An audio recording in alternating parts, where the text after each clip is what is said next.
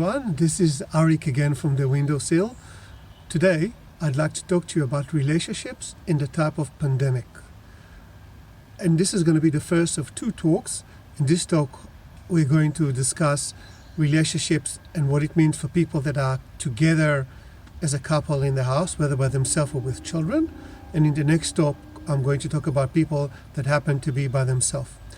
One of the features of this situation we're in is that it crystallized, it froze the exact moment that we were, the moment we got into this self-isolation mode. So those of us who were in a relationship, whether it was a beginning, maybe a difficult stage, or just a regular long-term relationship, are very likely spending this time with their partner. And there's been a lot of stuff written and advice given by very eminent people, much more qualified than me, about how do you best go about having a good experience. And I want to talk about a different idea, a different angle that maybe you have not heard before. Over 60 years ago, Erich Fromm wrote the book, The Art of Loving. And it used to be a very popular book a long time ago, and now it's gotten a bit out of prominence. And partially because the message of the book isn't really very easy, but I believe very relevant, especially for people that happen to be stuck with each other for the whole duration and don't have the normal valves that they use to let off steam when they need to. Erich Fromm essentially said that love is like an art that you learn. And there's three things he said that we kind of get wrong in the Western culture especially. The first thing is that we think that love is something that kind of happens to us, that we receive, that we're all entitled to receive it. The second thing is that we believe that our pursuit of love is about finding this one person and making sure that the one person is the right person. And once we find them, everything is going to be just like hunky-dory and easy. But we all know it's not really like that.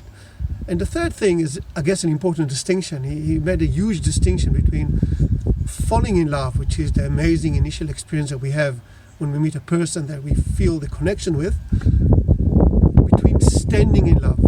Standing in love would be what happens when you manage to be yourself with your partner in a long-term good relationship.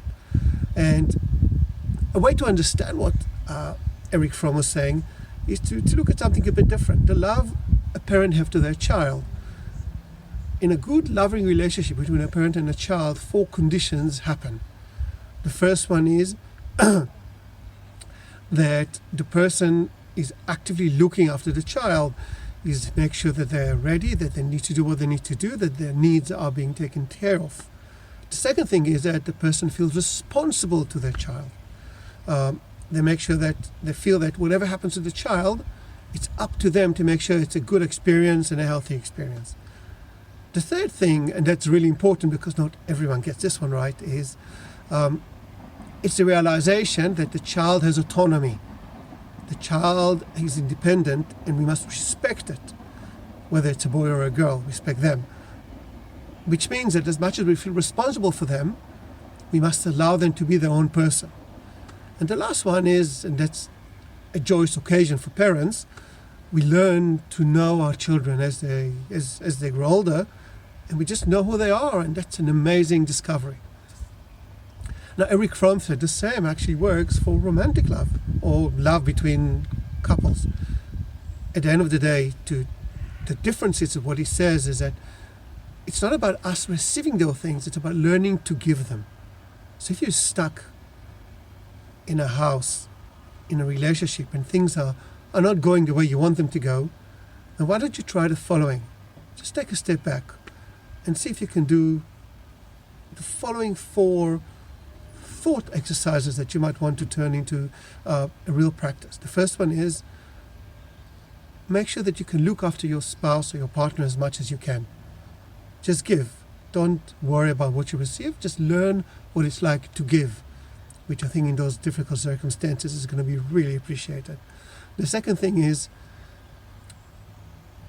understand what it means to be responsible for them. What it means to make sure that they're healthy, that they have the right food, that they have the right mind space to be able to survive as well.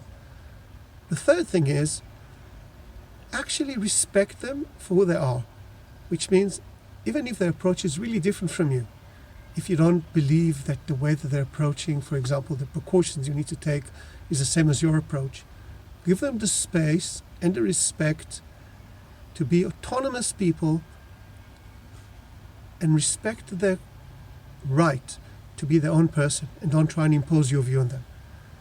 And the last one, which I think is really important at this period in time, is it's a great opportunity for us to learn more about each other, know each other better from a space of non-judgment.